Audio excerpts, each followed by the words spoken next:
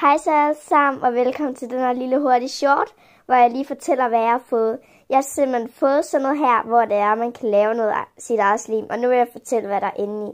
Og jeg skal bare sige, at jeg har leget lidt med det. Så det første, jeg kan trække op, det er denne her. Det er sådan et slim, der allerede er klar.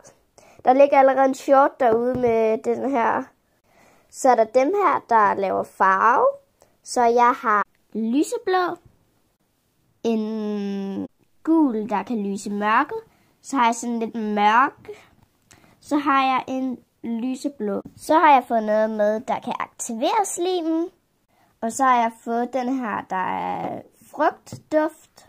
Og så har jeg fået den her konfetti. Og den ser vist også ud til, at den kan aktivere slimen. Så det her var simpelthen den her slimsæt, som jeg har fået. Den er virkelig god, og det er virkelig sjovt at lave slim. Hej!